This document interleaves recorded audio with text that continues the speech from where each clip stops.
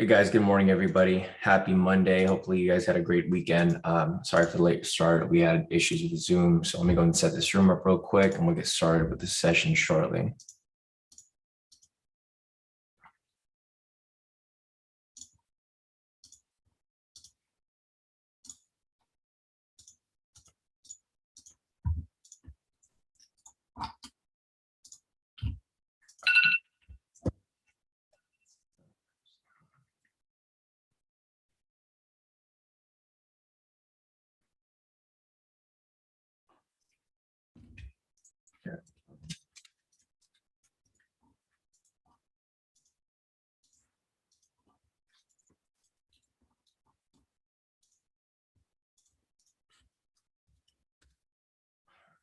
It's good.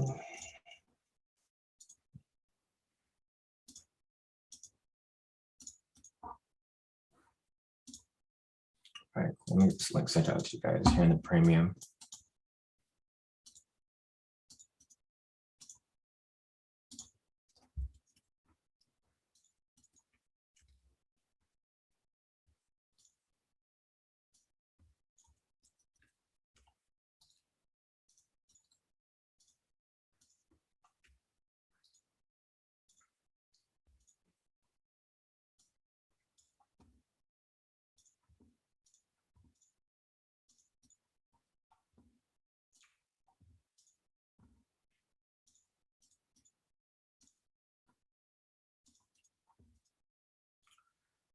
Guys, good morning, everybody. Sorry for the late start. We had issues with Zoom. Couldn't get the Zoom up and running, so I just got it going right now. But everything looks pretty much good to go, so we should be solid. We'll give it a few minutes for people to make their way in, then we'll get started with our session for today. All right, cool. Morning, Sharon. Morning, Kenny. Happy Monday, everybody. Today is Monday, April 11th at 6:27. Right now, market's going to open in about 3 minutes. So I'm going to go ahead and mark up the liquidity real quick.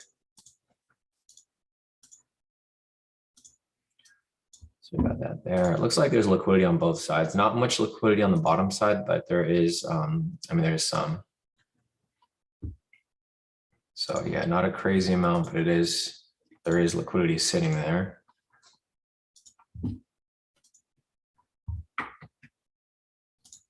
Let's see.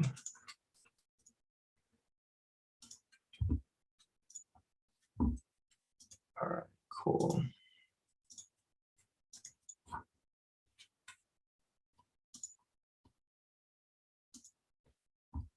All right, looks good for the most part. Other than that, let's see who else is here. Morning, Miles. Morning, Maria.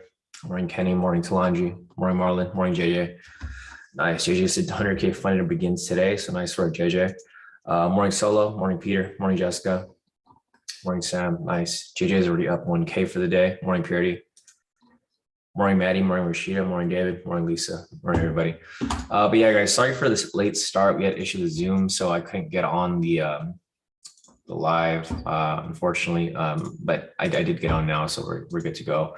It is 6:28 right now, so market's going to open shortly. I'm going to go ahead and just set up the clean chart as well over here. And then we'll take a look at the breakout. As you guys know, Monday is usually one of the riskier days, just as Friday is. So we're going to be a bit careful today with taking trades, but hopefully the market starts moving a little smoother, where we can actually take stuff and there's some sort of direction.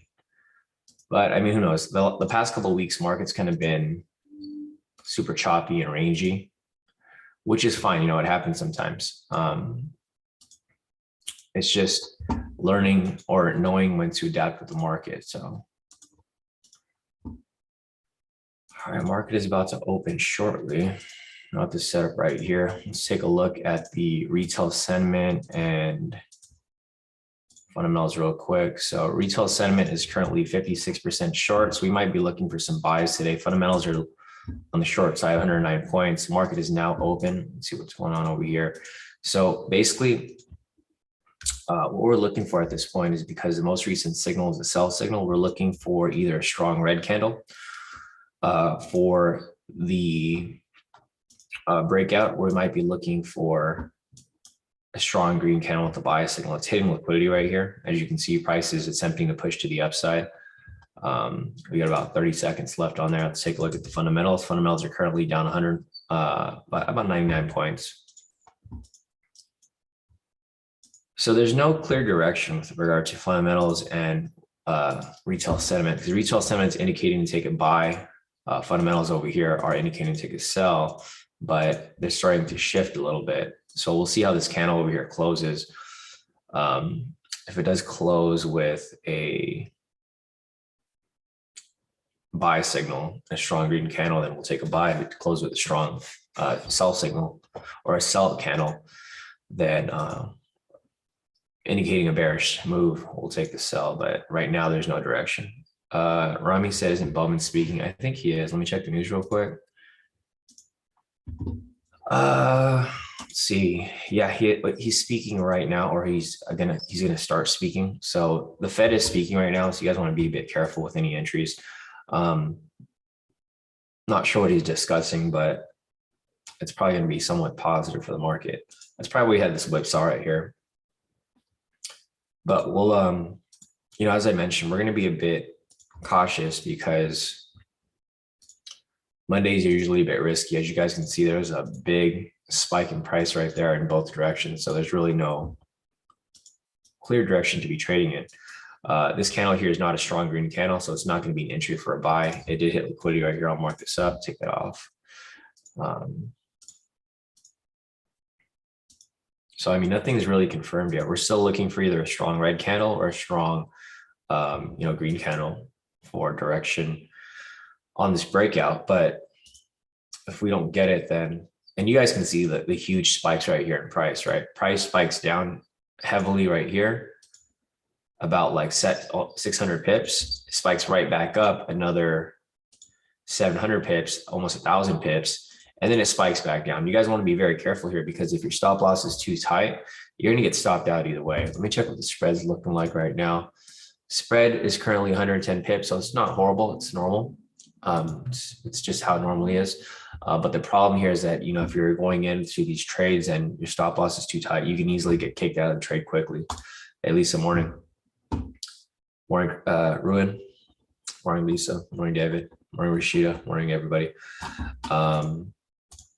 But yeah, the Fed is speaking right now.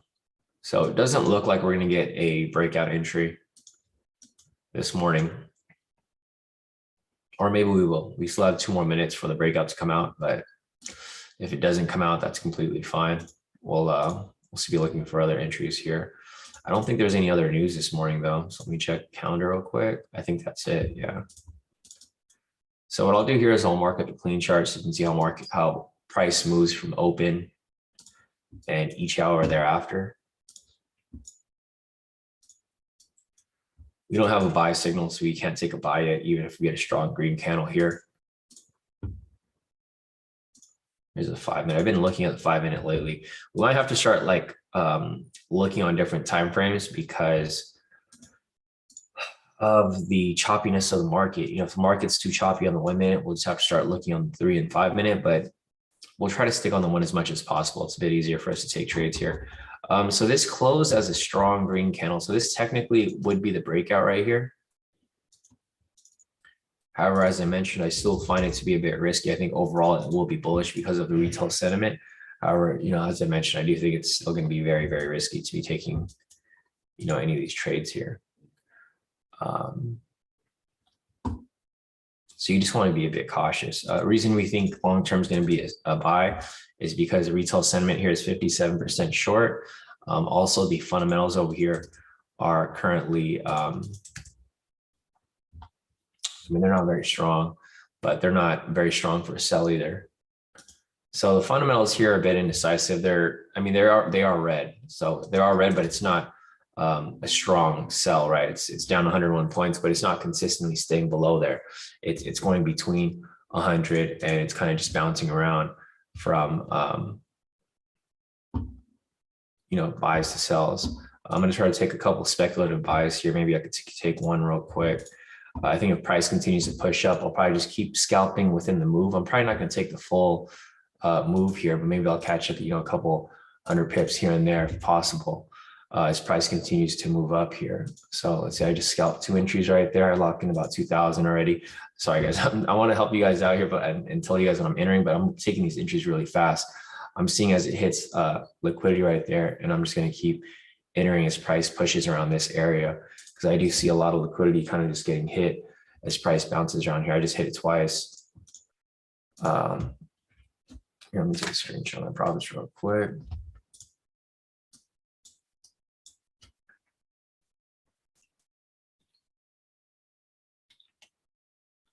Let's see. So if you guys know what you're doing, you guys know what I'm doing when I'm catching these little speculative moves here. You guys kind of, get the deal. But it's too risky to be taking right now, especially if you guys don't know what you're doing. So I don't recommend anyone do this unless you're like 100% positive. I just caught another one. I just caught 3,000 right there. All right, so I think I'm done with these speculative moves. I just caught 3 moves right there, 300 pip scalps. Basically, when price dropped around here, like when it hit this point, it came down, hit it again. I took it for 100 pips. As it came around this point, hit this point, 100 pips, and came down right here, 100 pips again. Full TP off the breakout right here.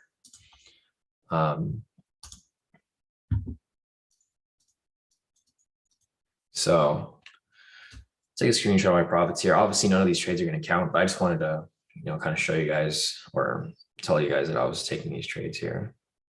That was a really quick push right there too. It's made real nice, close to 5,000 right there in a few.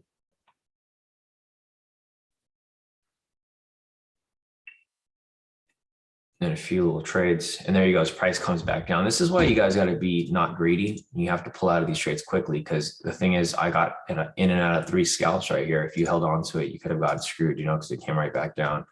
You guys just got to be really quick. My MT4 here looks like it kind of froze for a bit. It's taking forever to load, but on my main account, it did. Wow, that was a lot of slippage. So you guys will see across all my accounts here, the profits are very spread out. But I actually made a lot of profit off those 3 trades right there. That's kind of double dipped into the trade. I'm going to see how my MFFs look, because those are the ones that should be the same, but I think these are going to be very different as well. My FTMO for sure, they're super different. And sometimes you just have to take the risk. Because like these past couple of weeks, there was a lot of trades that came up and we didn't take them because the price was too, there just wasn't any direction.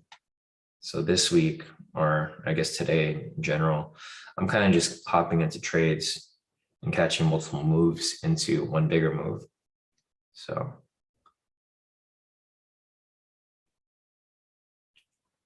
screenshot of that right there. So I basically caught the entire move. I just look how price is spiking right there.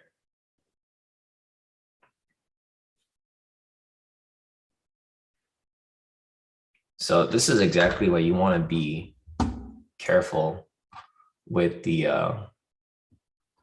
with these trades here. Whenever you guys are taking scalps or taking any speculative trades, you want to get in and out pretty quickly, because you guys can see right here, if you got greedy and didn't pull out a TP right here, you would have gone burned because it came right back down. You just got to hop in and out like real quick. That's what I've been doing. I'm just taking these quick 100 pip moves. I'm getting in and out, but I'm taking multiple moves within the bigger move here.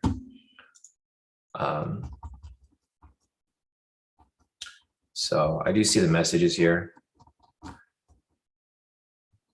Nick said maybe you should shoot a warning next time. Well, I can't tell you, I can't give you a warning if it happens within like a second or two, Nick. If I say enter the trade here and you guys enter 2 seconds later, it'll be too late, right? So you got to know what you're doing. I can't tell you exactly. When the market's moving this fast, I can't tell you exactly what to do. I told you there was a breakout, so you guys already knew there was a buy here. The thing is, I can't tell you, hey, take a trade here, and then you're like, oh shit, you're looking at your computer and you're not paying attention. And then you enter 2 seconds later and you end up here in the red, right? So I can't give you guys warnings if these trades happen this quickly. You guys know where liquidity is. This is nothing new. We're doing the same thing we've been doing for the past year now. I showed you guys that the breakout was here, and you guys know that I've been taking little scalps within it. I've been taking the full move. But when price hit liquidity, not only the liquidity right here, but there was like liquidity that was already sitting around this point. So the point that I actually entered from was like around this point when price was coming back down,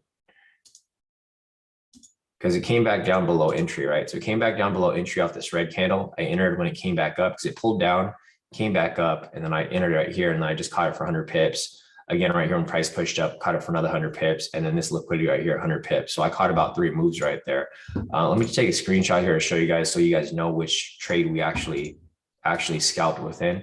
There's a lot of you guys like looking back and reviewing the trades here. But yeah, if these trades here move too fast, or if I know they're going to move too fast, I can't give you guys a heads up. It's impossible, because this trade happened like within seconds. Well, probably within a minute in total, because it was just basically these 2 big candles.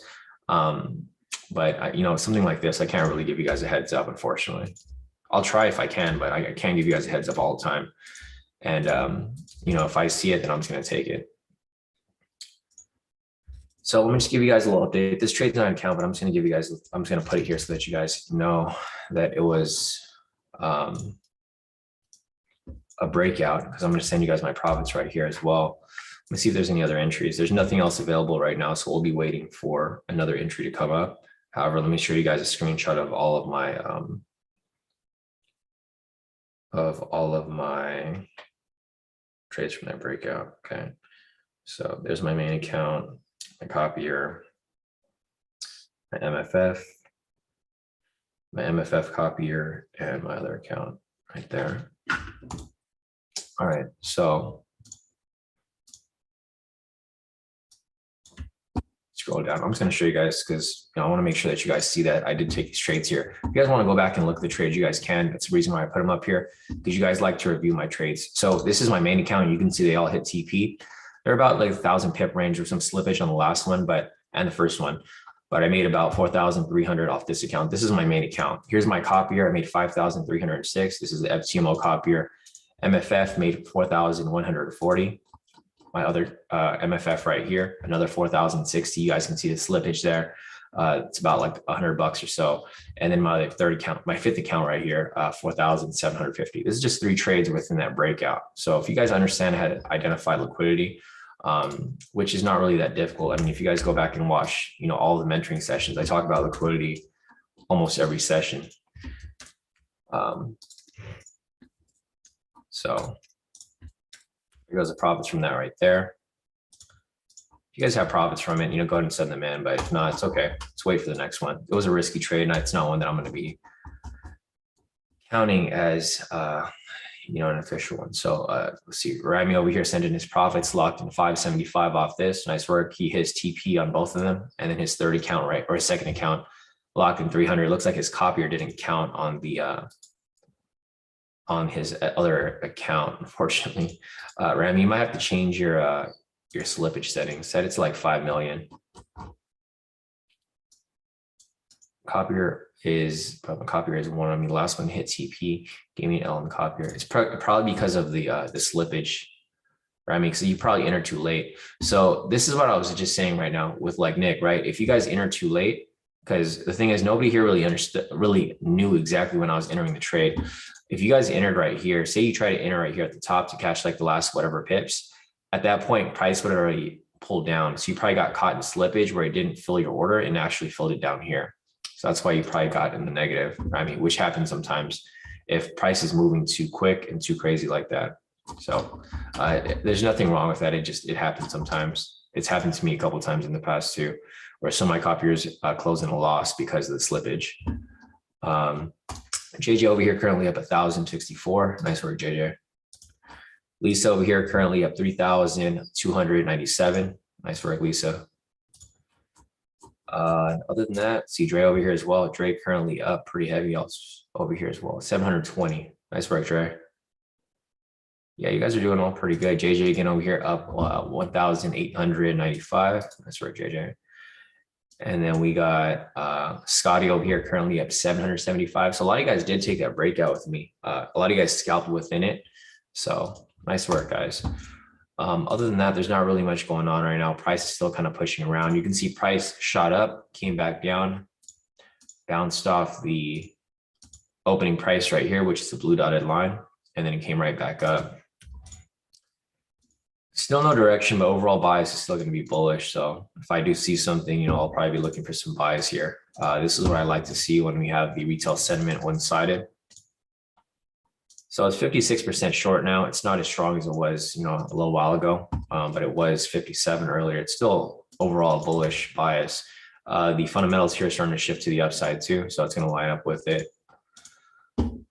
But other than that, let me see if there's anything else over here as we continue on. See, Valentino here sent his profits. He said bit of quantity, not quality. Wasn't taking that loss. So Valentine over here locked in a total of 1,656. Nice work, Valentine. And then his second account right here, this is a demo. He's practicing and he's playing around with it. Locked in a total of 21,000. So yeah, not solid, Valentine. You just got to, even if it's demo, you need to just stick to it, and then you will be ready once you take the the real account.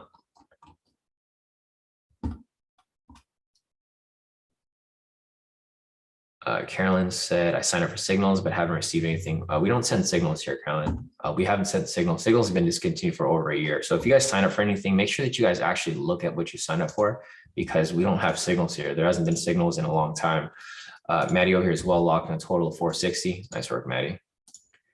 And Marlon over here locked in 605 off this account and 28 off this account. Nice work, Marlon.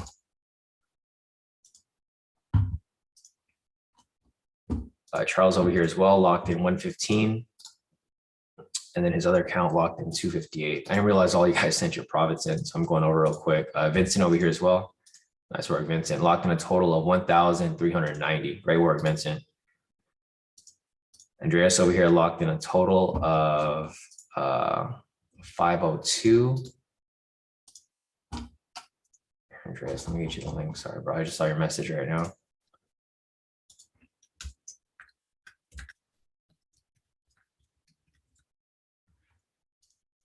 Maddie over there. Tiana over here as well. Currently at 1,455.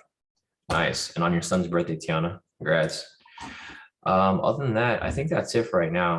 Oh, Josh over here said crazy slippage, locked in a total of 1,012 off his first account. And then his second account, he had a loss, small loss, but total of 285 in profit right there. So yeah, definitely a lot of slippage right there. Some other people took some losses here too, Rami. Josh over here. Not a lot, but he did take a bit of a loss. Rashida as well, currently up 716 for the day. Nice work, Rashida. All right, guys. So I think that's it for the profits right now. If you guys have more to send in, feel free. I saw Nick and Rick post some profits right there. I don't see any entries here. There's actually a double body right here, but it doesn't fit the requirements because there's a buy signal here. So there's no pending buy signal, but there is a double body that came up right here. I mean, technically, I think some people would take the trade there because they go for the riskier move. And it looks like it already hit TP. So there's a double body entry right there, and there you go. It would have hit TP again, but it doesn't fit all the requirements because of the, there's no pending signal. So I personally wouldn't have taken it, but I just marked it up right there. As you guys can see, price is now ranging within this high and this low. So this is the big range right here. So this is the high, this is the low. And then down here, we have this high and this low. So it's kind of tightening a bit, which is fine until we find, an actual solid entry to take here. Other than that, I got to go and just update this chart over here as well. Take this off right here.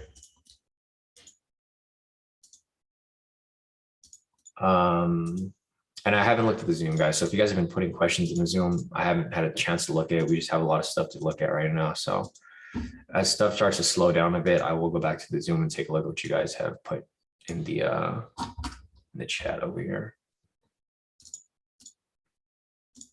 And if there's any specific questions in the Zoom, guys, like questions where I have to kind of take my eyes off the chart, we'll just hold off on that and I'll answer it at the end.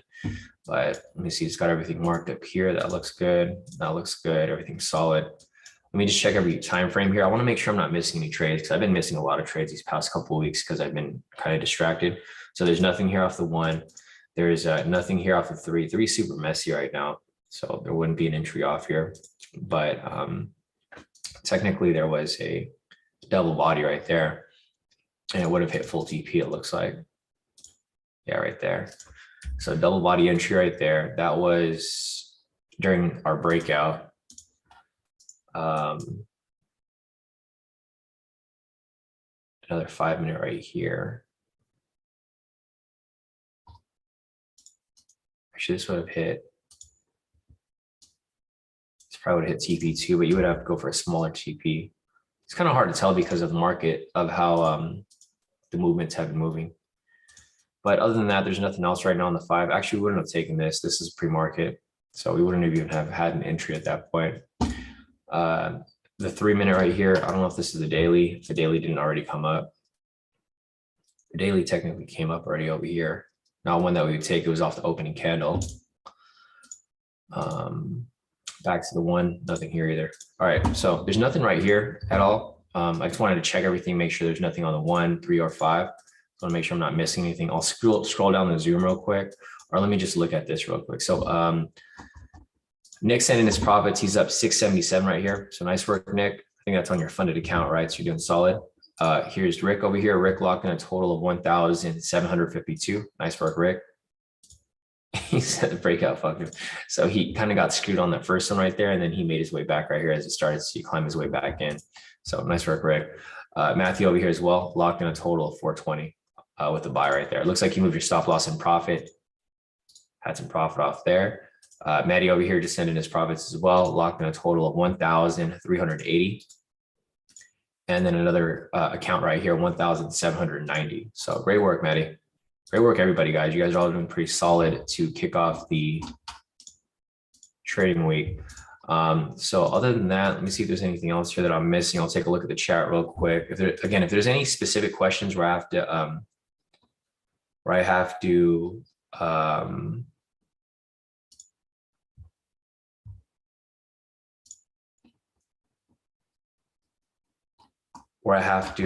take a look at something very specifically, then I'll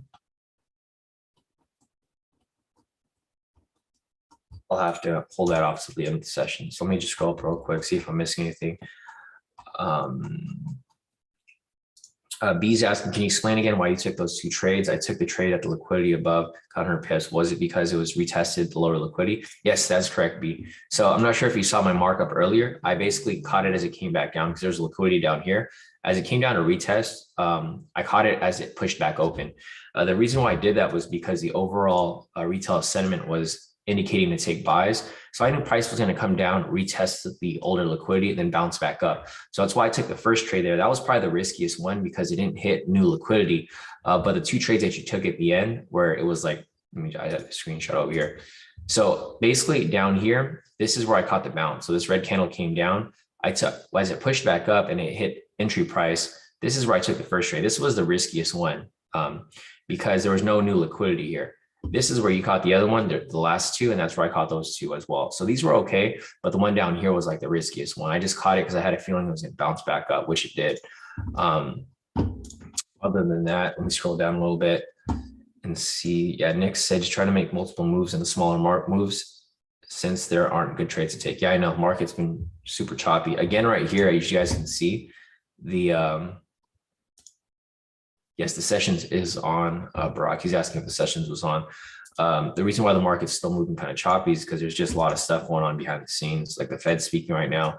As you guys can see here on the clean charts, easier to see. This is where market opened at 630. There's no clear direction, right? Price pushed up, pushed down, pushed back up, pushed back down, and now it's pushing back up right here. So within a 30-minute period right here, you guys can see price has literally just been ranging, but it's been a big range, about 1,500 pips almost. But there's no direction. It's not pushed to the upside, pushed to the downside. It's kind of just back and forth all throughout the time. Other than that, let me see if there's anything else here that I'm missing. I'm scrolling down real quick.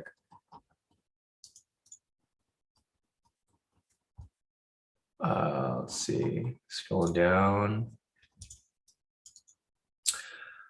Talanji said it's the same thing every day. Can trade with my eyes closed off the analysis.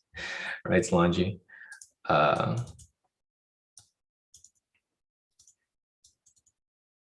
Yeah, no, Nick was clarifying on his question earlier. The thing with the new people is they'll learn, Nick. The thing is you can't baby everybody, right? People who are new to trading, they're gonna see a lot of stuff that we're doing here and they're gonna pick it up as we go along.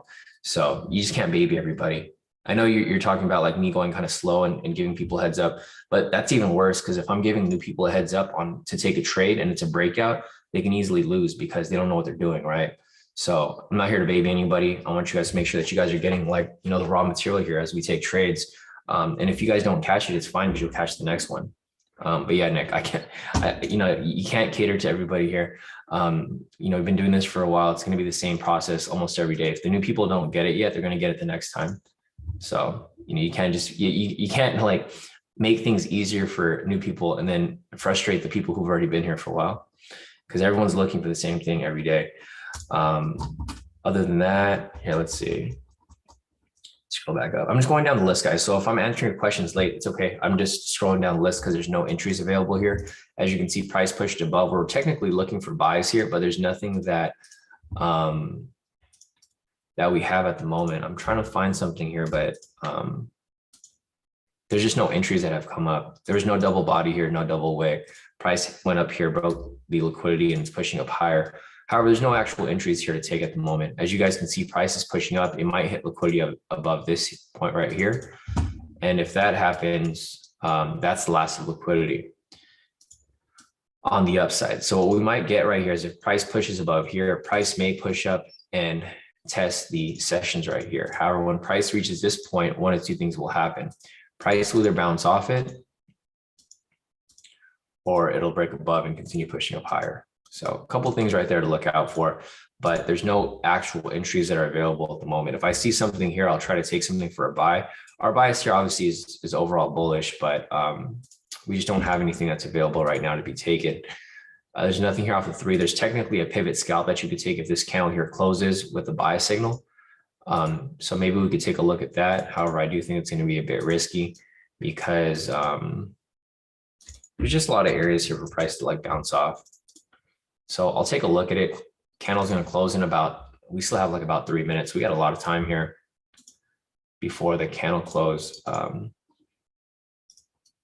sessions is going to be right there. So I think it should be okay. It should be okay, but still consider a risky move. We don't really take the pivot scalp entries very often. We usually take like the variations V1, V2, V3, and now the variation to the V1, which is a double body. We don't have any of those here.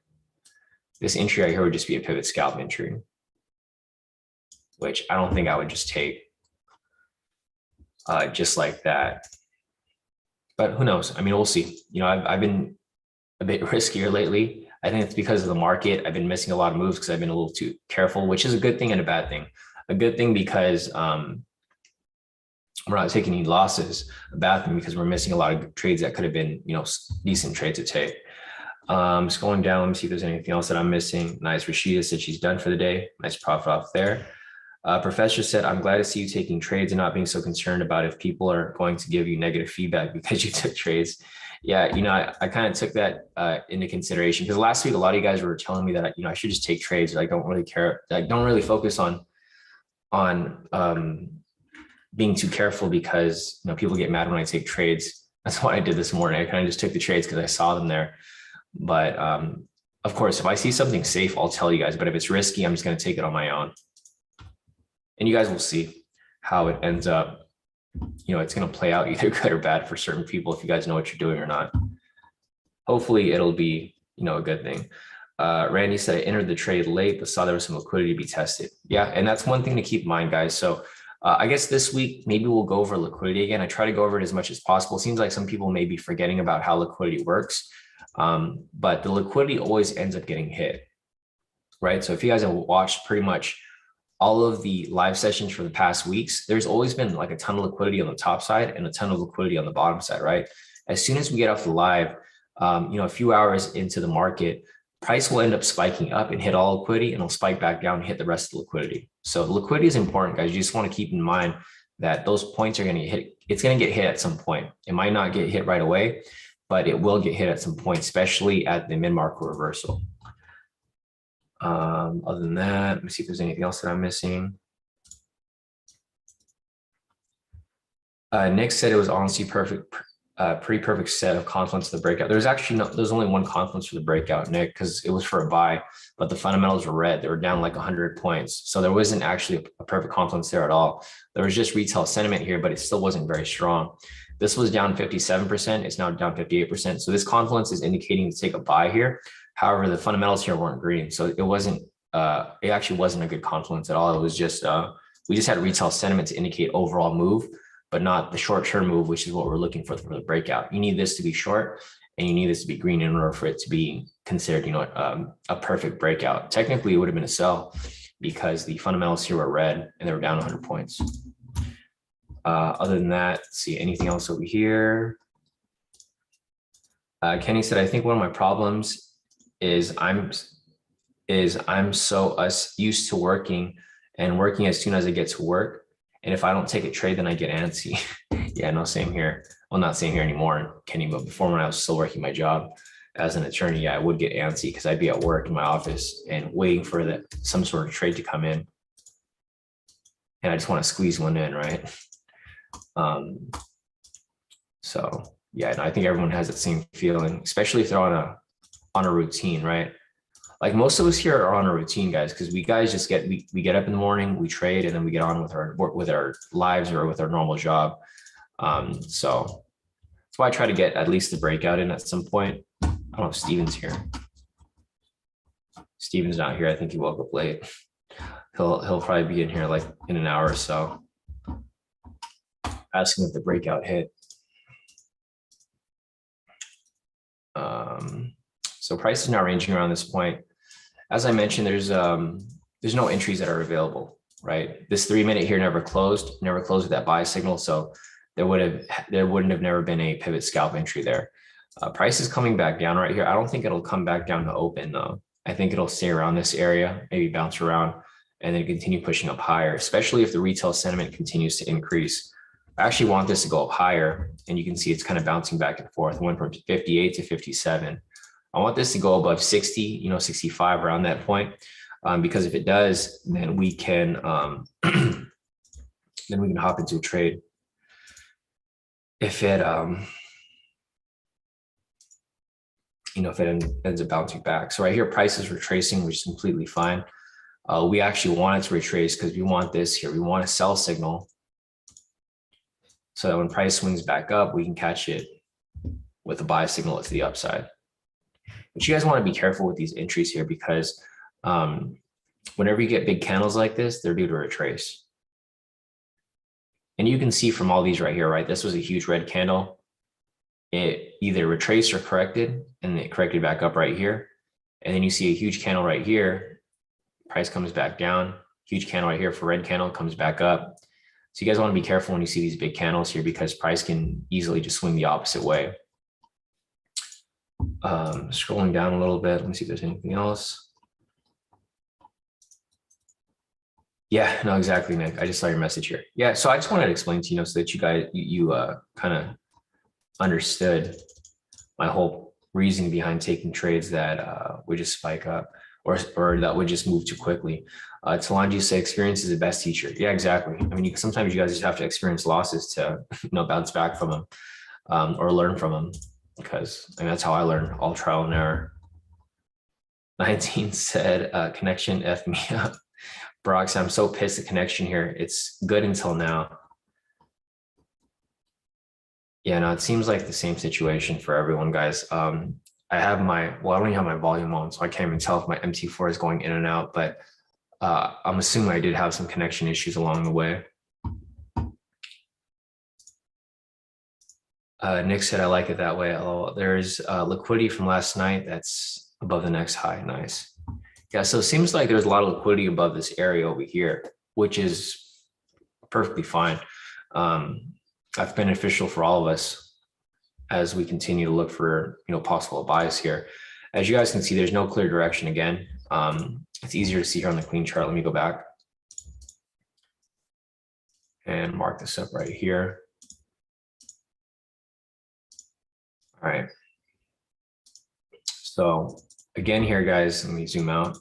Here's opening price, right? Opening price was right here at 630. Price went up, went down, went up, went down, went up, And then here it is coming right back down. You know, what do you guys think is going to happen here? It'll probably come around this area, bounce off, and then it'll probably come right back up, right? So just keep that in mind when you guys are looking here. I don't see any indication of price reversing just yet. You guys can see the retail traders are kind of bouncing in and out. Some people will hop in for a buy, some people hop in for a sell, switch off. It's back at 58%.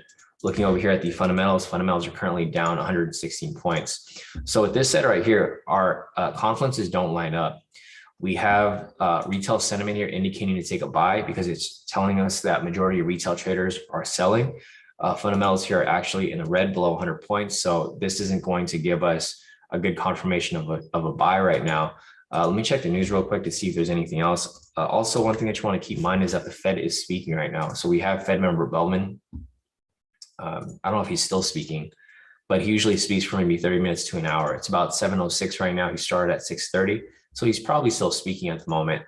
Other than that,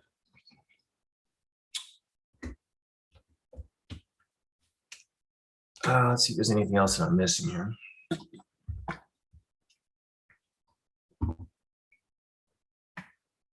The midterm races here for elections. Anything new here with the Ukraine war? So Ukraine's Zelensky says tens of thousands killed in Mariupol. Austrian leader meets Putin. Let's see if there's anything else. Austrian leader meets Putin. Moscow trip about 12 minutes ago. So things aren't getting better in the war. Of course, as you guys can see here, nothing is getting better. It's same situation. And you know, that's for the most part what's causing the choppiness here in the market. As you can see, prices now bouncing back up. No surprise here. This is actually a double body, but this is too big of a candle, so I wouldn't even take it.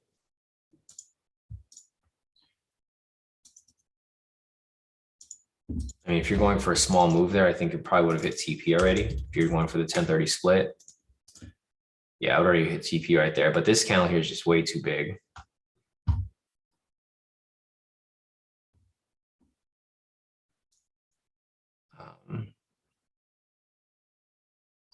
Yeah, we still got to figure out what TP is going to look like. TP stop loss for liquidity on, or for the double body moves.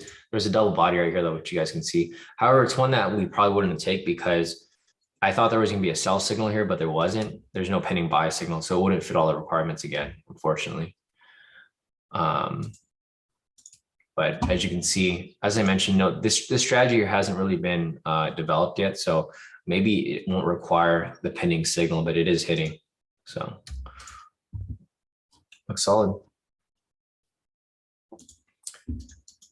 5-minute double body. So I don't see any double body here on the 5-minute, Rami. This the body has to be at the same level.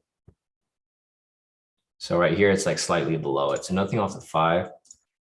There's another one here off of 3. Again, this is a huge candle. So the problem with these big candles here is that your stop loss is going to be super huge, depending on like, you know, what type of entry you're taking there. So this candle has about 30 seconds left on it. I'll watch and I'll see. Maybe I'll scalp within it, like, you know, how I've been doing with the 1 minute, but obviously it's a bit risky here. So maybe I'll take it and just go for like a quick 100 pips or so, and I'll just keep scalping within it. I'm not ever gonna go for these big moves, like especially right now when the market's so choppy. It's just too risky to take these moves here. But this would be a double body on the 3 minute here. So I'm gonna see if it pushes up. So if I do enter these trades here, I'm probably just going to go for like quick 100 pips here and there, not necessarily holding it for too long. My overall bias here is going to be a buy. I think price will probably push up to the sessions at some point. I don't know when, but it is. Well,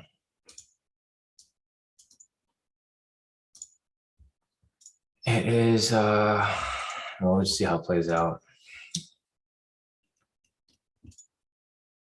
So let me see if I should hop in. I'm trying to wait to see if it swings back up. Maybe I'll put like a buy stop there and then just catch it as it goes up higher. Because I do think it's going to push up. I just don't know how, you know, when it's going to push up or how long. So I guess I'll put a buy stop right here on my chart. Let me see, put it real quick. Buy stop at entry point. I'll try to just get in and out quickly. So let's see.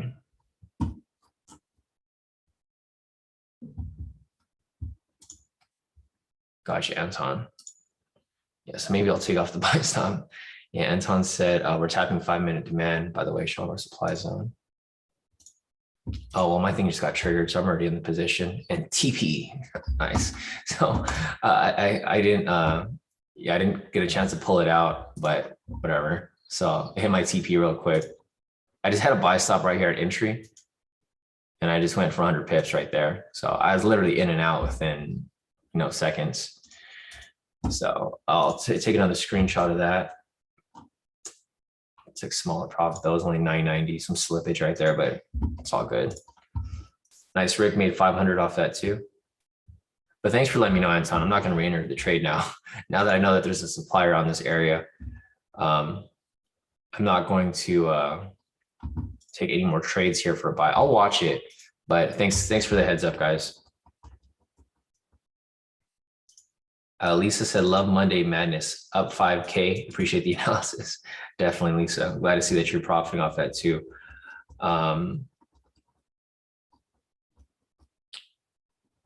So I'd probably be careful with these entries at this point, guys, because, just like Anton said, he identified a supply up here. I didn't identify the supply because I don't trade supply and demand, but just to be careful, I probably would sit out the rest of this move right here until it actually breaks above. I'm not sure if you identify that too, Maddie. I know both of you guys like to trade supply and demand, or you guys like to identify it. So maybe you guys saw it, maybe you didn't. I don't know. Gotcha. Okay. Yeah. Maddie says it's in between supply and demand on the 5-minute. Yeah. So I'm probably going to hold off on taking any more entries at this point. I'll look for some actual entries. Okay. So I'm not going to mess with this 3-minute here, but I'm looking on the 1-minute. If I see something good here for a buy or for a sell or whatever that we can find, I'll take it. Looking over here at the retail sentiment, it is currently 57% short. So it just keeps bouncing between 57 and 58. Looks like a lot of retail traders it looks like people are scalping just like we are. So when this goes short, it looks like people are hopping in for the sells real quick and they just hop out and then it just goes down to a number. So you'll see it bounce between 57, 58. Looks like a lot of people are just scalping within the move or within, the range here, because price keeps ranging within these points. Look at the clean chart. It's a lot easier to see here. I identified this perfectly. Price came down. I said, price is probably going to bounce off this area here. And price literally double bottomed off this point and came right back up. It's just ranging. It's like having a slow push to the upside, but still ranging. So you want to be a bit careful with with the directional pushes here. Other than that, let me see if there's anything else that I'm missing here. Fundamentals are currently very choppy as well. It was down like 110 points. Now it's down 54 points. It might be shifting to a bullish confirmation. But we'll keep looking for, any possible entries here. 3 minutes right there. It's kind of bouncing around. Let me take a screenshot of my profits and I'll send them to you guys real quick. And then we'll look over everyone else's profits as well, because it's pretty solid so far. Everyone's doing pretty good. The only downside to having so many accounts is I got to take a screenshot of every single account here. Let me just go and just copy this over too, so that we have this stuff sent out to their groups here. And then I will copy over mine as well. Man, my account's looking nice for a Monday. I don't know what looks better to me. All the green stripes on the side, seeing that all the TPs are hit, or having it all blue. I don't know what looks better to you guys. I kind of like the green stripes on the side because I'm kind of just letting these trades run, which is even better feeling because I'm not exiting early. I'm just looking for any possible speculative entries that I can take. And they're all going. And I think that's like the point that everybody needs to get to, because I see a lot of people where they end up closing too early. You just got to set your TP and you guys got to let it run a TP. That's the only way to really get better with your trade psychology. Because if you keep trading scared, you're never going to get better with your trade psychology. You're just always going to be scared. So you guys sometimes just have to let your trade run. Like, set a smaller TP if that's the case and you're still scared about your trades. just set a smaller TP and then let it run. Because the more that you see the trades actually play out, the less scared you'll be. You'll just trust it the next time. You won't be like exiting for half profit, or you'll be exiting for, even less than half profit. I see some people that take super partials. They're like 1/4 of the trade, when like if you just let it run to TP, you would have had the full entry, like the full profit there. And the problem is, if you guys enter a trade like that, your next trade, you're still going to be scared and you're not going to get any better. So, or yeah, like Henry said, Henry, great point. I know you put it in private right here, but Henry said, or trade a smaller lot size, which is exactly what I would recommend. So thanks, Henry, for that input. I don't think anyone can see your message, but I just wanted to confirm that other people heard that as well. And Henry's been here for a while, so you've been learning Henry and picking up pretty much everything along the way. Anyways, here's my profits real quick. The 3 minutes still running. You can see it's right there, right down the middle, but not one that we would necessarily want to take, because as I mentioned, Maddie and Anton did identify supply and demand around these areas here. So here are my profits for the day so far. Here's my main account. This is what I was discussing earlier. I was like, I don't know if I like it better to see all the greens here, because I'm actually trusting my trades and letting them run, or just having an all blue screen right here, which is really good for a Monday. So that's one account right there. Currently at 5,261. My copier here on FTMO, currently up 6,261. Here's my MFF, currently up 4,940. My MFF copier currently up 4,860. And then my other account right here, my fifth account, currently at 5,800. You can see all these are different accounts. People always ask me if these are really different accounts. You can see that the profits are different per account. You can tell it's my main account because it has the green strips here. My copier, there's some slippage here, so I made a lot more profit on this one. My two MFFs, this is the question I get a lot. People think my MFFs are the same, but these are completely different. You can see the profit here is 49.40, and then my second MFF is 48.60. So these are two different accounts. And then my other account here as well, 5,800. So, yeah, making quick profit off that speculative V1 buy.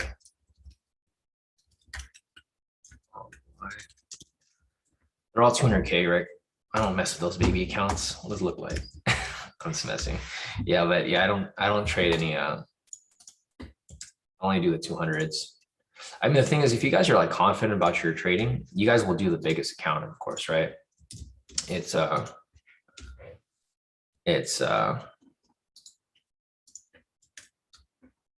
I'll answer your questions right now. Janae's asking if I can go over the double body.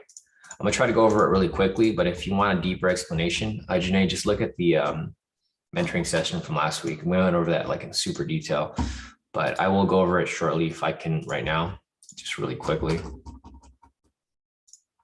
so that you can see it. But it's not really much different from the first one. It's basically the V1. It's just instead of a double wick, you're looking for double body.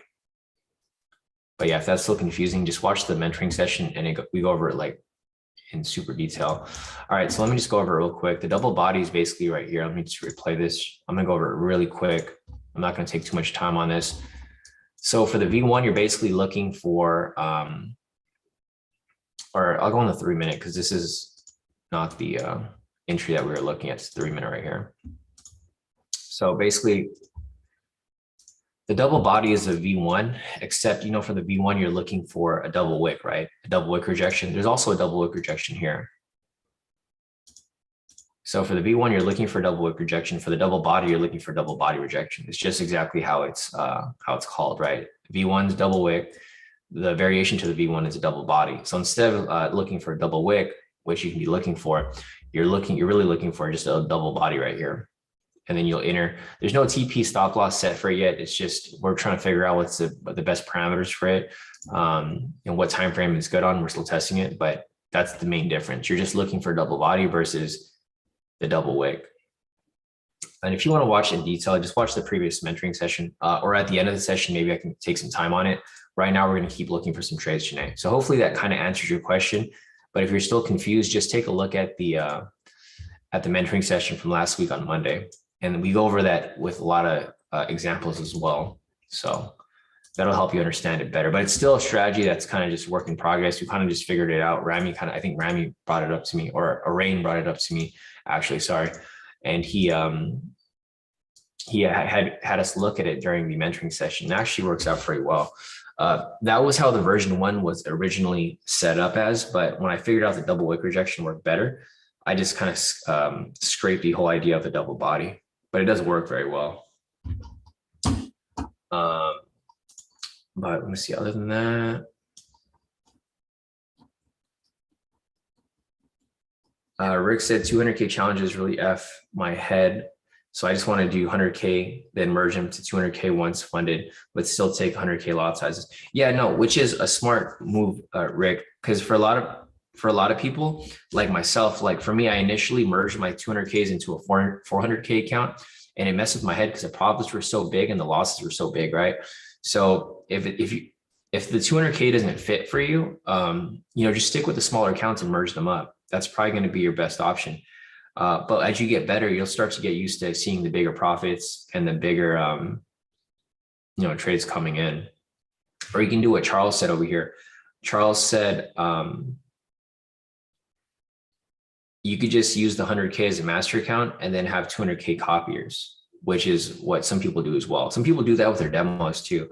If you're like one of those people who are really good on demo but suck on the real account, you can just keep trading a demo and then add your real account as a copier, so that your demo trades will just copy to your real account. Because it's all trade psychology, right? That's everyone's problem.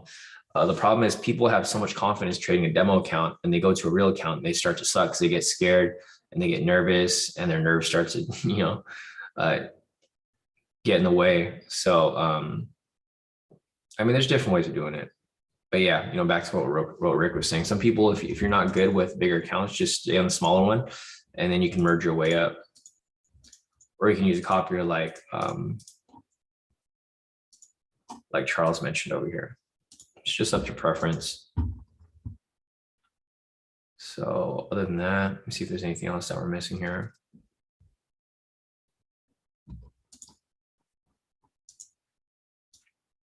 Janae's asking, didn't know if there needs to be a momentum in the direction of the trade or not. Yes, so you'll need a pending momentum for that, Janae.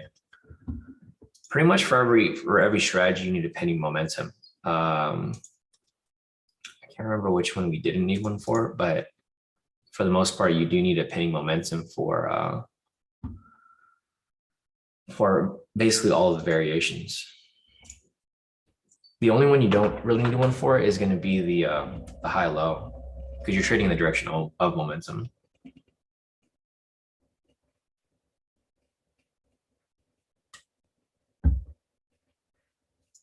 All right.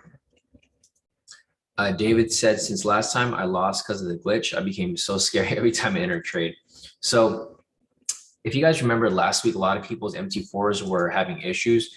David over here actually had issues with his MT4 glitching, and he actually lost it. He lost his funded account.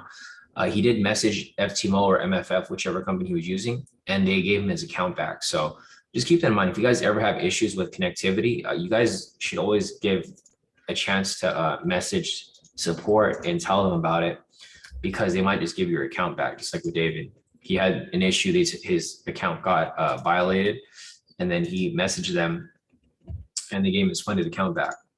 So just keep that in mind.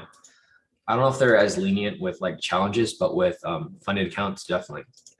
They want to keep the good traders within their funding company. Anyways, back to the profits over here. It looks like Scotty sent in his profits. He locked in a total of 1,393. Nice work, Scotty. Patrick over here locked in a total of 3,122. Great work, Patrick. Dell over here locked in a total of 258. Nice work, Dell.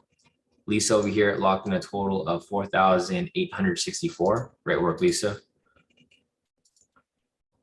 JJ over here locked in a total of 2,762. Nice work, JJ. Matthew over here locked in a total of 620. Nice, Matthew took the buy there as well. Off the, looks like he took a small scalp off the little trade we all hopped into over there. So great work right there. Rami over here locked in a total of 1,725. Nice work, Rami. And his second account locked in 625 over here. So great profits all around, guys. I mean, you guys have been pretty solid with following along with the analysis and just hopping into trades when you guys see, you know, some inconsistencies in the market. Maddie over here as well, locked in a total of 2,870. This is what Maddie's kind of looking for at this moment. And it's kind of what I'm looking for too. I'm looking for that pullback and then swinging back up. So going to the 5-minute over here. Yeah, Maddie's area of rejection is, it's basically this whole downside right here. Like basically this whole area right here. So check Matthew's thing. Yeah.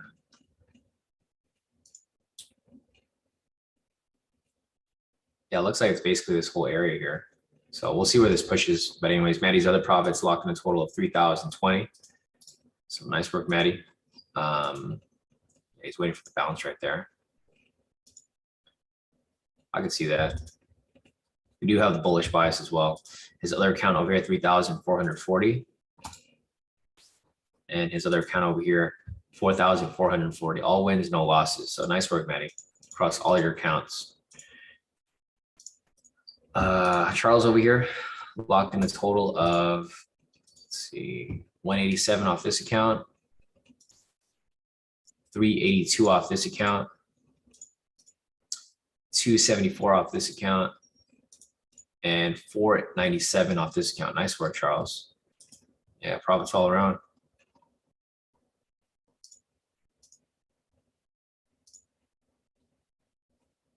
Andreas over here as well, locked in a total of 859. Nice work, Andreas. Vincent over here, locked in a total of 2,165 off that account. His other account over here, locked in a total of 2,165. Nice work, Vincent. Joshua said, slippage is kicking my butt on the copy. Your profit is profit. See you tomorrow, bro. So Joshua over here locked in a total of 1,340 off this account. All wins, no losses. Nice green strips right there, Joshua. And then his slippage on his other account's kind of screwing him up. So he had a little loss there. He's still locked in a total profit of 229. So it's all good. Profit is profit, Josh. I would probably just chill out on that if it keeps happening. Zildjian over here locked in a total of 1,433. You guys can see these are all different people who are sending me these profits, not just like one or two people. It's a lot of people here. Ed over here as well. Nice work, Ed. Ed locked in a total of 731. Pretty good profits right there as well. So great work, guys. I'm glad to see a lot of you guys here locking in some profits just going off the analysis, right? You guys are doing pretty solid. Rick over here as well. Rick currently at 4,364. And Patrick over here again, up 7,542. Amazing work right there, guys. Keep it up. CT over here, he sent me the screener. Said looking heavy right now. So let's see CT.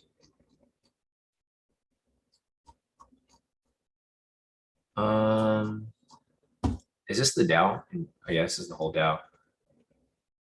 So it looks like trying to zoom out of this thing. Looks like I mean they're still pretty red. For the most part, Microsoft is heavy. I'm sure there's a way to make this smaller. But yeah, for the most part, a lot of these are looking, yeah.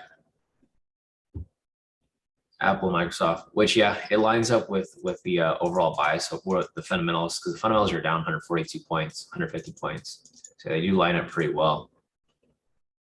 So yeah, Apple, it has heavier weight, obviously. Apple, Microsoft. So price, that's probably why price is coming back down, because the fundamentals are still very red. But yeah, no, thanks for this. I might just add this to the, let me add this over here. CT, I'm gonna delete this one because we don't really use this very much. I'll keep this on here so that whenever we want to look at it to see what, or I'll put it next to the indexes over here. So whenever we want to see the bigger picture, it'll be easier for us to look at. So I'll keep this on there. Other than that, let me take a look at retail sentiment. Retail sentiment is still at 58%. It just keeps bouncing between 58 and 57. It looks like a lot of people are just scalping within and out of the moves, which makes sense. You can see the liquidity here got hit on the 1 minute, but I'd still be wary to take any sells here, guys. I probably won't be looking to take any sells. I'm still looking for it to bounce back up. So if I see any more entries on the way to the upside, I hop into something, but currently right now, there's just nothing around this area.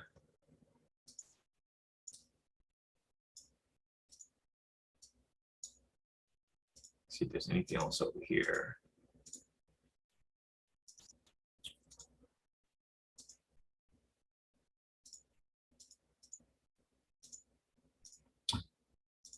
All right.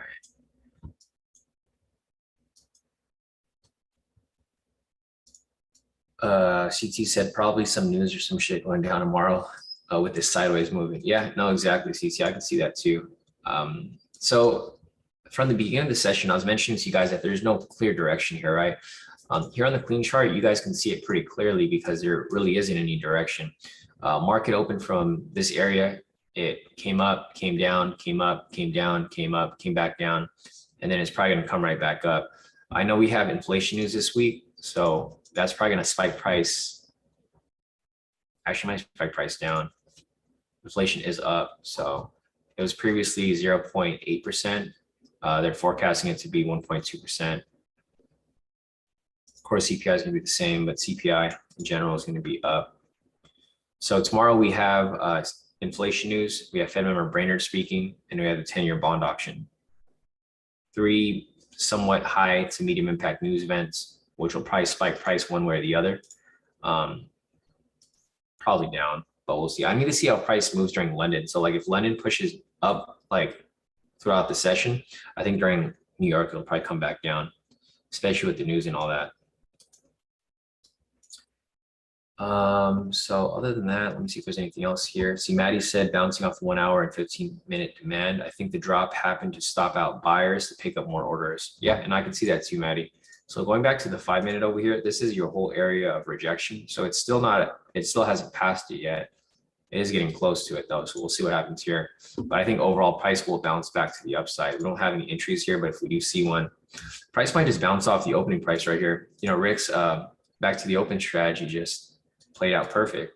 I don't know if Rick's still here. Yeah, Rick is here. So yeah, Rick came right back to your open.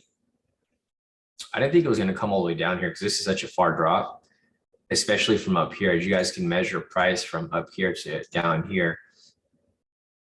I mean, this is a crazy range. Usually the range will have to maybe like 500 to 700 pips, but this is actually dropped like 1,700 pips. So this is where market opened right here at 630. Price pushed up 1,500 or 1,700 pips. And then it came back down another 1,700 pips. So this range here is actually pretty huge compared to like what a normal range would look like. A range would look like this right here, right? This is a normal range. This is fine. It's like less than 1,000 pips. This right here is just choppiness, huge choppiness, back and forth movement. This might even be a possible reversal. Who knows? But it looks like it broke through your demand, or yeah, your demand right there, Maddie. We'll see if it closes around this area. This is why I don't really trade supply and demand, guys, because the thing is, if there's direction in the market, it'll just break right through it, right? So I don't like to catch, well, it is something to look at, but for me personally, it doesn't really fit my trading style because I trade off momentum. So when I see momentum push in a direction, I'll trade in that direction. I don't really look for prices to like bounce off certain points. However, we do use it with our high lows. But these are good for like, because I know a lot of people like to trade supply and demand. They're good for confluences. I don't necessarily think they're the best to like use just by themselves. But if you tie this with the K2 strategies or K2 indicators, it would help because you can identify where price may be bouncing from. And then if you get like a bullish buy signal, then it'll tell you that price is really going to bounce off it. But yeah, I mean, you guys are free to use whatever strategies you guys like, but I would always recommend that you guys don't just focus on like one thing.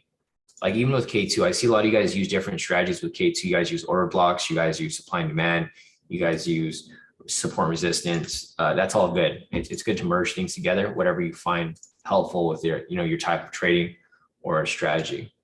Like Talanji here. Talanji uses K2, but he uses different time frames. He'll use a 10-minute for confluence, and then he'll take trades on the lower time frames, which is smart too. Yeah, no, exactly. Maddie said, I try not to counter trend trade. Yeah, and that's a smart move too, Maddie. I would never recommend anyone to counter trend trade. I've counter trend trade like a lot of years when I started trading, and it's fun when you win, but when you lose, those losing streaks are pretty heavy when you counter trend trade. So I don't recommend anyone counter trend trade unless you're just scalping within a bigger move. But I wouldn't just try to gamble on like the bounces. Like for example, if the trend is shifting to a sell, I'm not going to be looking to take any buys. I'm going to switch to a sell bias. Some people are just stubborn, right? You'll see price go opposite of trend and people keep trying to catch the bounce, and then they just keep losing until they blow their account. Anyways, price broke below here. If price does end up confirming, and it looks like it's going to, looks like the bias is now confirming because price broke and closed below the opening price right here. It retested, and now it's dropped lower. So if I go back over here, I can probably see here that we had low at that point right there. And you can see now it's kind of confirmed the bearish bias. So the bias has shifted to a sell here on the technical side. So for the technicals here, price did shift. However, one thing that you want to keep in mind is that there's a sessions right here. So even though the bias has shifted temporarily, price might come down, test the sessions, and then it may bounce right off here, right? One of two things can happen. When price gets to this point, price will come down, test the sessions. It'll either break through and continue dropping further, or it'll just bounce off this point right here. So a lot of things to take into consideration when you guys are looking to take some trades at this point, because the last thing you want to do is chase the sell here because you think price is going to drop further, and then it bounces right as soon as you enter. So this is exactly why I wouldn't have taken the 3 minutes. So I mentioned earlier, I got out of that trade, thankfully, got in and out real quick, made quick 100 pips, and I bounced out. I think this market right now, guys, is best for scalping. So I'd never really recommend anyone hold on to trades for too long. If you guys do hold on for trades for too long, you might get burnt. Like for example, here, there's a lot of points where you could have entered some small scalps for a sell right here. But if you held on to it, price would have shot back up. And then vice versa, if you took like a buy right here, I think this is the buy that we were looking at, right? The double body variation. Like right here, you could have taken this for a quick little 100 pips. Like it's not really I'll show you what 100 pips looks like. If you're scalping just 100 pips, like how I've been doing pretty much lately, just scalps within the bigger move, you can cash like 100 pips there. But if you hold on to it for too long, if you're going for like the whole 500 pips, look where you would have gone burnt, because you would have never reached this point and price would have completely reversed on you. So if you guys are able to be content with like smaller moves here, you can literally catch these 100 pips in both directions. Like right here for a buy, you could have caught it real quick. There was actually a high-low entry right here. I don't know if you guys saw that. I didn't see it, but if you guys saw, there was like a high-low entry right there. Could have took that for a quick little 100 pips or so, right off that following candle. And then again, right here, right, price actually broke and closed below the low right here, this candle, and you could have caught it for another 100 pips right there. So hopefully this is making sense to you guys that like, you don't have to trade for these longer holds all the time. I know some of the strategies will indicate that you should take a bigger move, but you guys got to tie it in with the market conditions. If the market conditions are choppy, like how they are right now, it's best to just hop in trades and hop out. When the trades are moving smoothly, like for example, if the market's moving like this, then yeah, definitely hold on to the trades longer. But when price is going back and forth every couple seconds or every couple minutes, it's probably not best to hold on to something for too long, because you can easily get stopped out if you get in at the wrong entry point. So just keep that in mind. When price is trending like this heavily, go ahead and take the longer moves. If price is choppy like this, or price is going back and forth, you should definitely only be looking for the smaller moves. So that's why it's important that you guys draw the liquidity here, because when you draw the liquidity, you can see that price is choppy right here, right? This is like clearly huge choppy range. Right here, if you drew the liquidity, you would have seen that. So if I go back over here and you were just trading around this area, you could see that there's a lot of liquidity that's just smoothly moving to the downside, right? So that's like one way to help you guys kind of see whether price is choppy or not. Because if you see price is just building a bunch of liquidity up on top and it's not coming back and hitting liquidity, then this can indicate that you should probably just take some sells at this point rather than taking the scalps back and forth. So just trying to give you guys some insight there so that you guys can understand this a lot better, especially for the new people here. Having this high-low indicator makes a huge difference because you can identify whether price is being choppy or not. So let me go ahead and just clean this up a little bit. High right there. Got the low right there. All right. So price is now ranging around opening price. And it's kind of crazy how it always comes back to opening price, right? So market opened right here at 630. Price pushed way up here and it's back to where it was. So it's basically at ground zero. So it pushed all the way up here and then now it's back to where it was on open. So it's like the past hour didn't even happen. Like if you just ignore this whole area up here,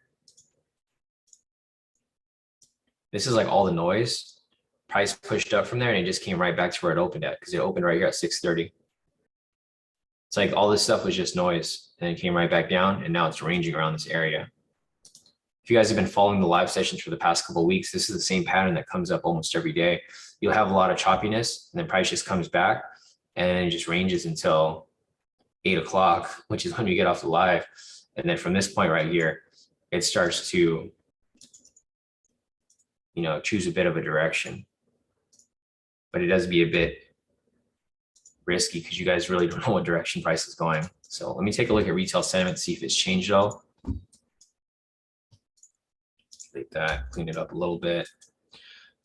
Going back to retail sentiment, it is currently 55% short. So a lot of people here who are on the short side, they already pulled out. So as you can see, price dropped over here. These people are like, okay, price is probably gonna come back up. So they just pulled out. So it went from 58% to now 55. Yeah, Rick said, I think it goes back up for a while. Yeah, and I could see that too. One thing that you guys want to keep in mind is that this liquidity here hasn't been hit yet, right? So I think by the end of today, it's gonna get hit at some point. Let's see. Nice. Maddie caught the double body right here. So as you guys can see, there's a double body right here on the 5-minute. However, I do think it's a bit risky. Maddie probably caught it for like half TP, or it's 100 pips or so. But yeah, I do think it's a bit risky because price is so far down below here. And the retail sentiment isn't very strong like it was earlier. It was strong earlier. It was like 58%. At 58%, I would take buys. 55%, not so much. I want this to be about like 60 to 65, 70% even better. In order for me to really take trades, in that direction. But right now, it's just, there's no clear direction. Everything here is kind of pointing towards neutrality, right? So this is indecisive. What else is indecisive? So retail sentiment's indecisive. The fundamentals over here as well. They're currently down 168 points. There just isn't any direction here. Overall, though, looks like the bias is starting to shift to a sell because retail sentiment isn't so strong. And then the fundamentals here are very strong for a sell. Let me go back to that chart that CT sent us. Let me refresh this. Yeah, everything here is very red. So yeah, for sure I'm not looking to take any buys right now because these are pretty red. I mean, the big ones here, these are the ones that have the bigger market share, market cap in the Dow 30. They're very red here. Apple's super red. Microsoft's like super red. I don't see any green stocks here really weighing in on a shifting, direction of price. So I'll be careful here with any buys. Probably looking for some sells now. Yeah, Maddie said I set it to 10 and just let it hit my TP. I wanted the green strips on my profits left. Yeah, I know. It's a good feeling, right? When you let the trades hit TP. Maddie said, done for the day. Don't want to lose my profits, which is a smart move, Maddie. If I see anything good, then maybe I'll hop into one more, but I think I might be done for the day too. It's already 7:45. So we got about 15 minutes till 8.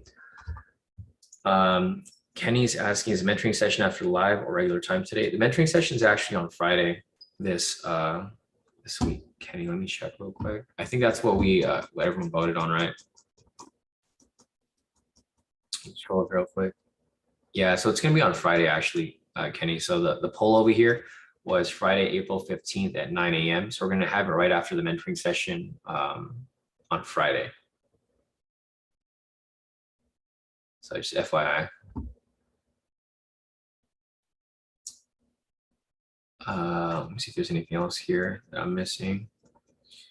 Peter said, my FX book posted in 2 hours. There's a Fed Evans speech.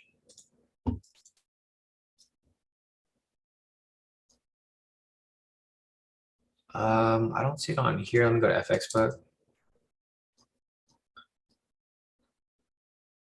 Yeah, so it looks like he's speaking like at 9:40, so in about an hour. The Fed's gonna speak again. Fed Bowman was speaking over here. Fed Bostic and Bowman were speaking at 6:30. We have Fed Evans speaking at 9:40. So you guys want to be careful after this live session with taking any more trades because the Fed's gonna be speaking. And it's probably not going to be good. Price probably going to drop further because they're going to talk about the inflation news. And inflation is it's forecasted to be negative. Right here. CPI for tomorrow. So they're forecasting it to be negative. So they'll be discussing that. And price may continue to drop lower, which is fine because we still have liquidity right here. So there's still liquidity sitting below here. However, one thing that you want to keep in mind is that there's also sessions right here. There's an Asia low and there's a New York low right here.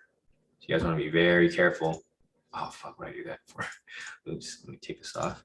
Yeah, just want to be careful if you guys are deciding to take some sell. So it's risky on both ends. It's risky to take buys because everything is pointing toward a sell. However, it's risky to take sells because there's areas of rejection right here. The Asia low and the New York low and London low as well. So there's 3 different sessions right here at this point. So you guys want to be very, very careful about that. Let me scroll up real quick. I think I missed one question here. So sorry for the question here, I think. I think I missed someone that was asking. Who asked that question here? Let me scroll up. There's a lot of questions here. Oh, Leash. So sorry, Leash. I don't know if you're still here. Let me see. Oh, yes, Leash, you are here. Sorry, I totally missed your question earlier. You said, not sure if you got the second to go over this, but I finally got the hang of drawing lines of liquidity, but my chart isn't scaling like yours. My numbers on the side go by increments of 25. Yours are by 10, which might be a factor. What are your chart settings? That's kind of weird. Yeah, I don't know why yours does that. What you could do here, Leash, is click auto right here. So I think you might have been playing around with this. Maybe you might have, but that doesn't really change it. So mine's still the same. But I would actually, you might have zoomed it out too much like that, right? Because you got different increments right there. So what you might want to do is you might want to click on auto right here. It'll squeeze your chart so that you can see everything on your chart. One thing that you might want to change too, let me go to my chart settings. So here are my chart settings. I'll just go through everyone slowly so you can make sure that yours looks the same. This is the symbols. This is status lines. I don't think I can even change it. Here's scales. So I don't think we have the ability to change the numbers right there. It just might be that yours is a bit spread out. Maybe it's down here for your appearance. Maybe your top margin, bottom margin. This might be changed. Yeah, other than that, I think that's about it. I don't see anything else here to be changed. So I'm not sure if anyone else has that issue that Leash has. She said that her increments are like by 25. You might be on a different time frame too. So I'm on the 1 minute right here. I think that might be why it's by tens. You might be on the Actually, I don't know. Because everything here is up by tens. Or this is, yeah, everything's still by tens. Hmm. Yeah, I've never seen that issue before. Oh, there you go. Okay, that's all you needed. Just hit the auto button. Yeah, auto will set it to the default settings. Perfect, no problem, Leash.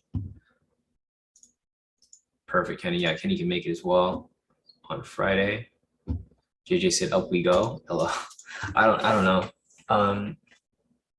With the type of market we're in, I wouldn't be surprised if price just fakes out and goes all the way back up, because that's kind of what's been happening. Like if you guys look here,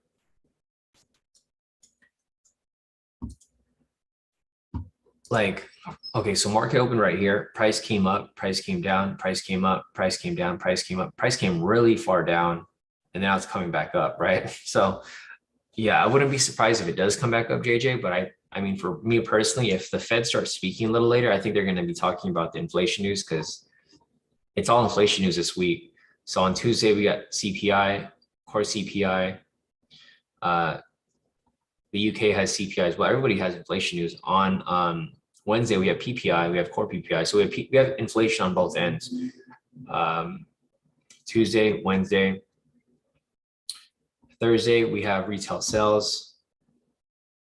So there's a lot of high impact news going on, this entire week. So price might push up and then it might just come back down. I think overall price might be coming down though, because of the because a lot of the inflation news, and it's all forecasted to be negative, which is no surprise. Inflation is going to go up, especially with everything going on in the world.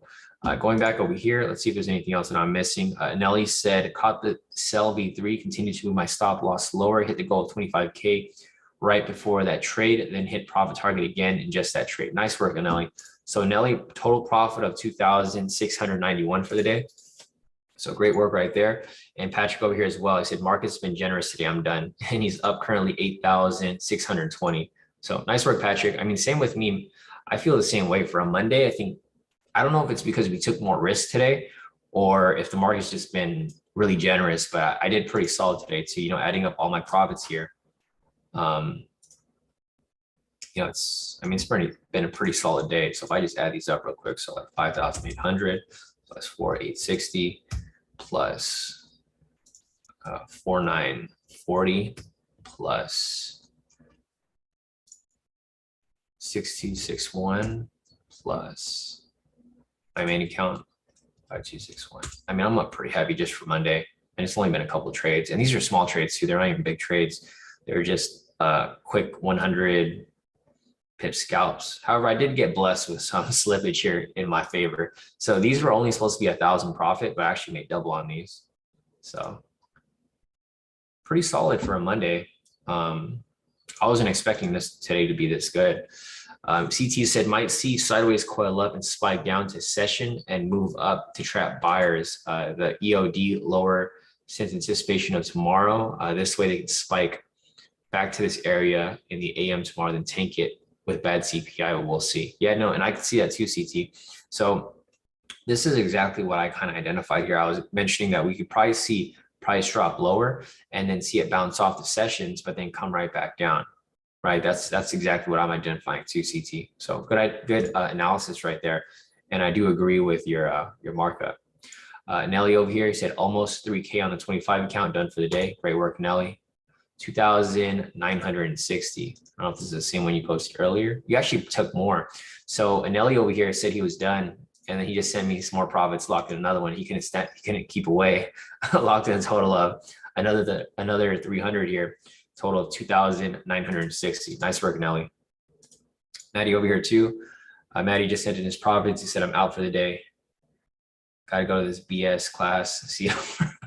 Yeah, Maddie, we'll see you tomorrow. So Maddie over here locked in a total of 5,960, close to 6,000 off this account. So you're killing it, Maddie. Great work. And I'll see you tomorrow. Other than that, let's see. Oh man, Jermaine here had a horrible day. I'll check that out a little bit. Jermaine, I don't want to put yours out there. All right, I think that's it right now. Randy over here sent in his profits as well, locked in a total 2,995, all wins right here. Great work, Randy. Randy said MFF still hasn't reached back to me regarding my previous MT4 disconnect. Yeah, so the problem with MFF guys is that their customer service isn't really up there. It's not like FTMO where they respond right away. So you might have to wait a couple days, Randy, or maybe even up to a week. I remember last time I had an issue with my account, it took almost 2 weeks for them to respond back to me. But you know, it's kind of what you get. You pay for like cheaper service with MFF, and you know you're just gonna get that type of response. But I would just wait. They're gonna get back to you. If they don't get back to you within a couple of days, just respond, like bug them again, and then they'll probably respond then. But they do take quite some time. I'm pretty sure a lot of people were complaining about their MT4 last week, and I don't think they have the manpower like FTMO, where they have like people on like waiting to answer questions. So I would just keep bugging them if they haven't responded back to you yet. But expect up to a week's time for a response. CT over here just sent its profits. Nice. CT all wins here as well. CT's up 1, 2, 3, 4, about 6K for the day too. So it looks like a lot of you guys here did pretty amazing. I mean, I did pretty good. Everyone else did even better. And Patrick over here locked in 8,000 for the day, all wins as well.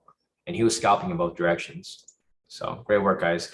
As you guys can see, whenever I choose a direction, I just stick to it, right? So right here, I just took a bunch of buys and I just stick to the buys. I always recommend you guys do trade with some sort of direction in mind. It's okay to trade both ways if you guys know what you're doing, but for the most part, if you're still getting things down, try to stick to like one direction and make sure that your confluences line up. That way you'll at least know that you had some sort of confidence in your trade. But if you guys are able to trade both ways, and by all means, go ahead. You guys can see here that it shifted. So earlier it was 58% short. Now it's 58% long. So a lot of people are trying to catch this dip right here, right? People think it's going to push up. I wouldn't fall for that. I don't think it's going to push up for that long. I think it'll push up slightly. And then just like CT drew over here, it's going to come right back down. This first initial drop is going to happen. So I wouldn't chase this push to the upside because I think price is going to come back down. Let me refresh it again. What the heck? That's so weird, huh, Peter? Yeah, Peter said refreshed again and went back to 55% short. So it looks like a lot of people are just getting, I don't know what's going on because the thing is, I've never seen it do this before, where it changes so quickly. Yeah, Peter said, I noticed if you refresh it 3 or 4 times, it moves funny. Yeah, it's back to long.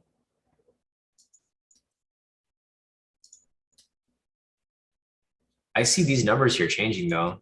Now it's back to short. They might have issues. Yeah, so the retail sentiment here might be an issue, guys. I don't know if we should be following this directly anymore. At least not for now. You might have connectivity issues because a lot of people had connectivity issues before with MT4. And it doesn't make any difference with IG. They're just another broker. So it seems like a lot of brokers are having connectivity issues here. Yeah, it's going back between 55 short and 58 long. So maybe not use this as a big confluence. Maybe use the fundamentals mostly. Fundamentals here are very red, so we'll probably be looking for some reds here. I mean, for sells, because majority of stuff here is red. The fundamentals here are very red.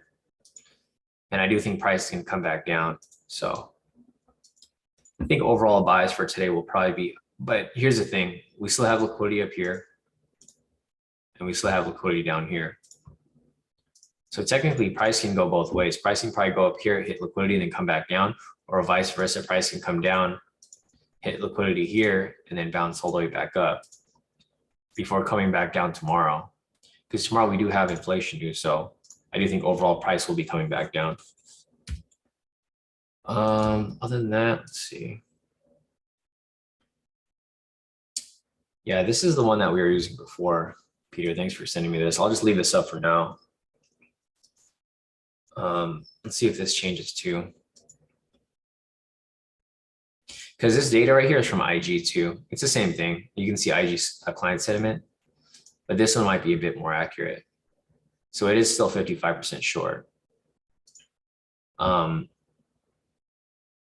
we'll just use this for now until it gets fixed. I think their website's just connectivity issues, but right here, I think it's just been stuck at 55. So I think this should be okay.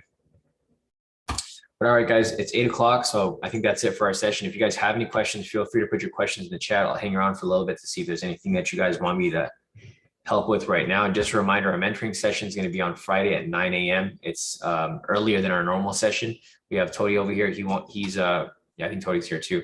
Todi's like located, in an area where the time zone's different. So we want to make sure that we can accommodate for everyone here to attend, the mentoring session. So for this week, it's not going to be on our normal 2 p.m. Monday session. It's going to be on Friday at 9 a.m. right after the live Pacific time period. So basically, we're going to have our trading session from 6:30 to 8. We're going to take a 1 hour break. I'm going to go have breakfast. I'll come back. And then at 9 o'clock, we'll have our mentoring session. So just an hour after the live session. It might be beneficial for a lot of guys. So I think this week is probably a week for you guys to probably test things out, have your questions ready, just make a list of questions, or if you have issues with certain trades, just have them written down, timestamp, and then we'll go over them on Friday to clear up, basically whatever you guys need help with. Sam said, is it Good Friday in the US also? I believe so. Yeah, I think so. So I don't even know if the market will be open on Friday. It's a bank holiday for the UK. It's a bank holiday for Canada. I don't think it's a bank holiday for us here in the US. So it's just, I know it is Good Friday, but I don't think it's it's considered a holiday for us here in the US, which is kind of weird because it looks like everybody else is following it. So New Zealand is following it on Thursday. Australia is following it on Thursday, which, it crosses over to Sunday. So this is technically Friday for them. So New Zealand has bank holiday. Australia has bank holiday. Swiss has bank holiday, UK, Europe, German, and Canada, which it's kind of weird. Every country except the US has bank holiday listed. Thanks, Henry. Yeah, so Henry said the market's closed on Friday. So if that's the case, then, we might not have a trading session, but we will have the mentoring session on that day. So maybe I'll just come on a little earlier so that we can answer questions, get everything knocked out. CT is asking, doesn't want to have a client book you can look at? Not that I know of, CT. So maybe they do, maybe they don't. I don't know. I'm not sure because I'm not a member of that either. Henry said, what days are US stock exchanges closed?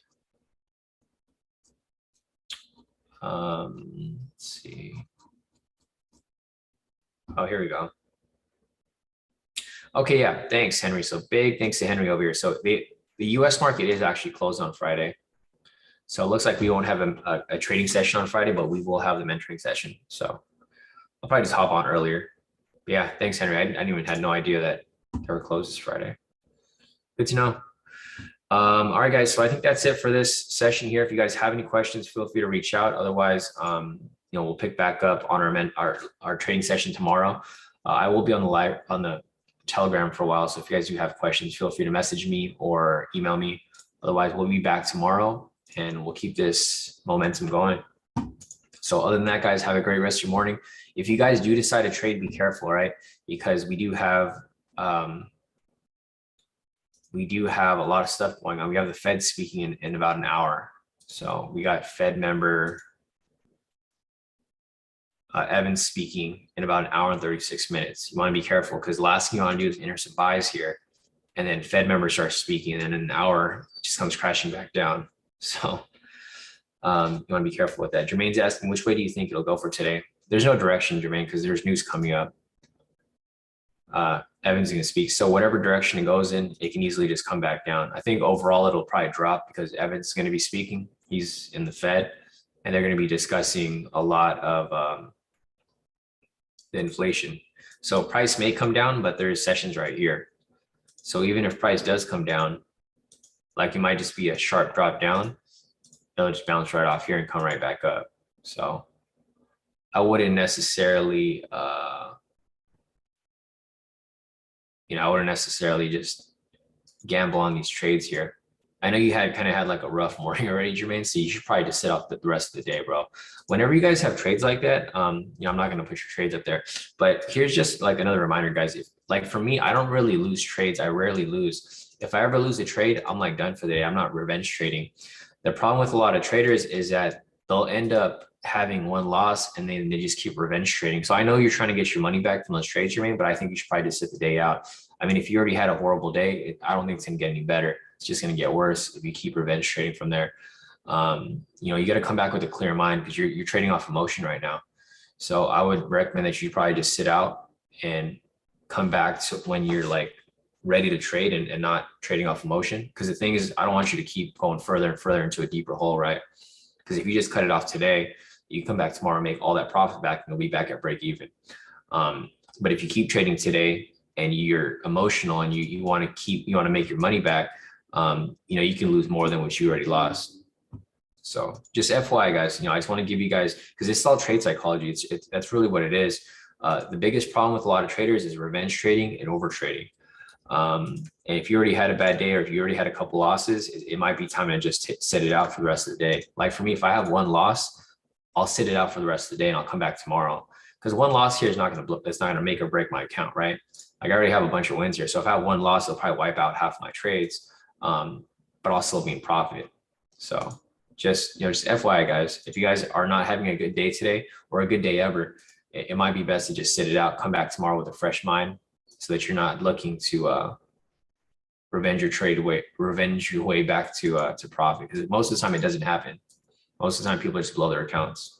So other than that, guys, have a great rest of your morning. If you guys have questions, feel free to reach out. Otherwise, if you guys already sent me a message, I will message you guys shortly. But till then, guys, I'll see you guys on the next live session. So see you guys and have a great rest of your day. So